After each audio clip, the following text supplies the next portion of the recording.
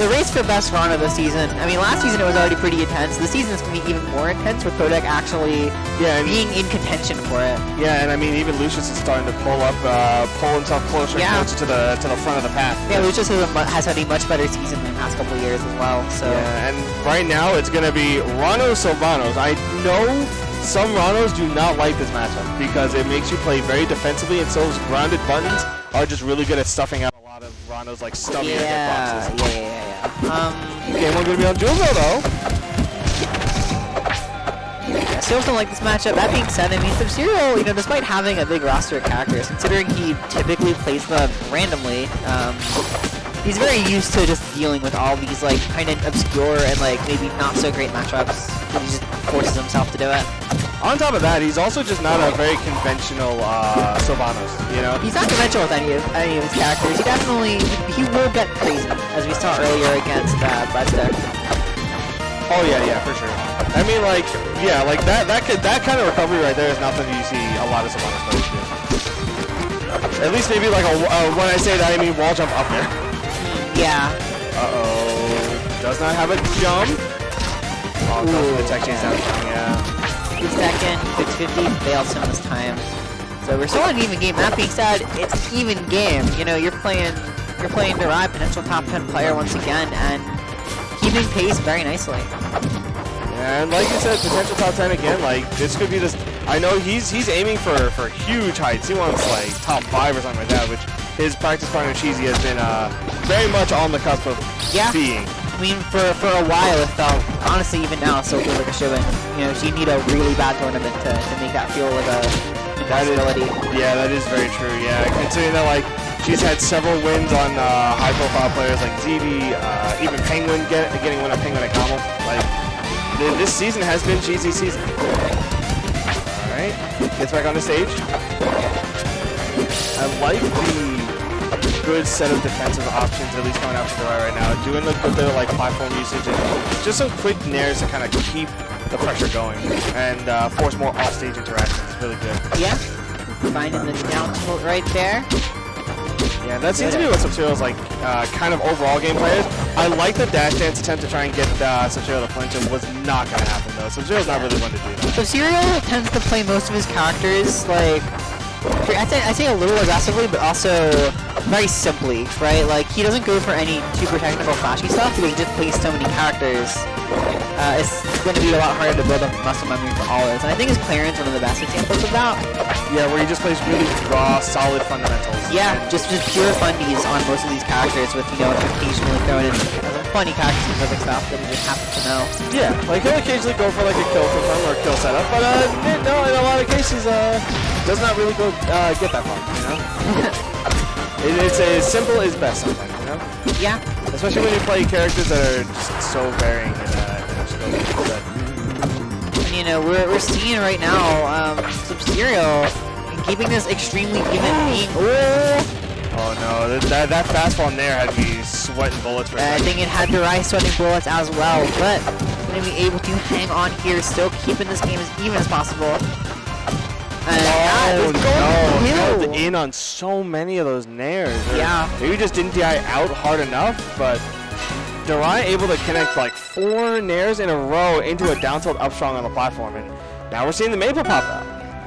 Yeah, I think at the end too, just go to DI out, because then if you DI out, he's just going to chase you with a fair, probably. Yeah. Though at that point, I feel like you... that's a terrible position to get combo to, honestly. Like, there's going to be very few worse positions in the whole game than Jules Val Plat when it's all the way extended. Yeah, because then at that point, darai can just kind of do what he wants. Exactly, he can do basically anything. Yeah, and we're going to Aether High, Tower of Heaven reskin for game number 2. The idea, I guess, of Triplast maybe benefiting Subserial a little bit more, maybe giving Maple the tools that she needs to kind of overcome the beast that is Rano.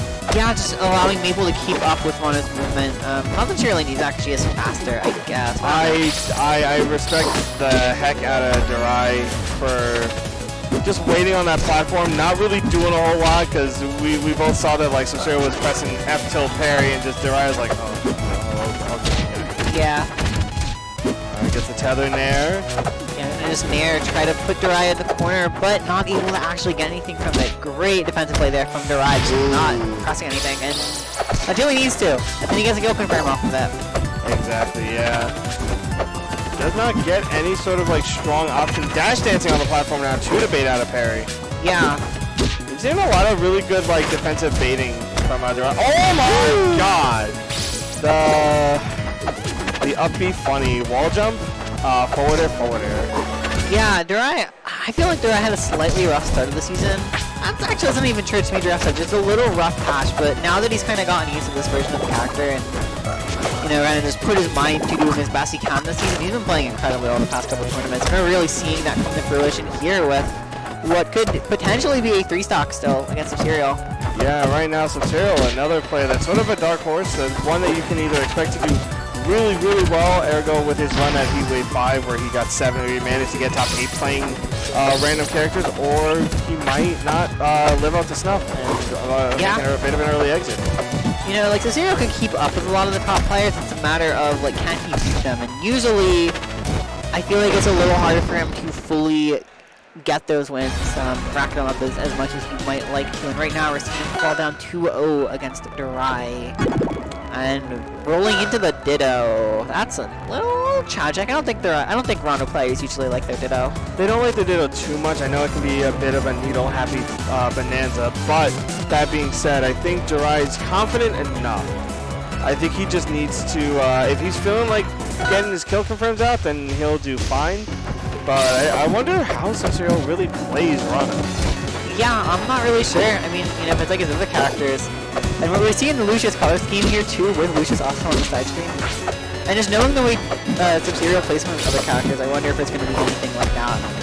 Oh wait, is Lucius is playing in top 32 right now, or? Oh no, it's still pools. Oh, it's still pools. Okay, I had was under the assumption that him versus Endad was for winner side. Oh, is that? No, he's playing a charisma player right now. Oh, he? Interesting. But, oh my god, speaking of that, getting distracted for a second. Up air 1 up strong. Gonna actually work. Don't know if that's still a confirm or not. I think it is. You just need to be really tight on it. You can only do the first one. Back air, back air. Yeah, lots of back airs coming out right now. Into the bubble, darai is going to go, but not really a punish off of it. Subserial kind of banking on the parry a little too hard. A little bit right now, just the percent difference right now is just massive. Almost getting laps of percent. darai kind of showing off why he's able to do the stuff that he does. And immediately just knows, like, oh, I'm just going to jump out of that. Like, see it. Yeah, really putting up an argument for best runner right now. He's just kind of dismantling Subserial, knowing Subserial's going to press a lot of buttons, and darai's going to press just a few laps to know how to maneuver around those buttons to find this win. Yeah, I think a big part of that earlier stock, too, was the fact that it was a good 50-50 mix. Something that just that percent where you're worried about up strong, so you start holding out. Yeah. Oh, yeah, I see Subserial getting a little bit desperate, pulling out the tongue. Well, Hail Mary of a forward strong there. But finds the up there, manages to slam stock, only 38%. Yeah. Alright, gets the back into the forward. Off stage right now. Yeah, that needle is probably like the biggest bane for Rano edge guarding, is that like it's just such a good interrupt.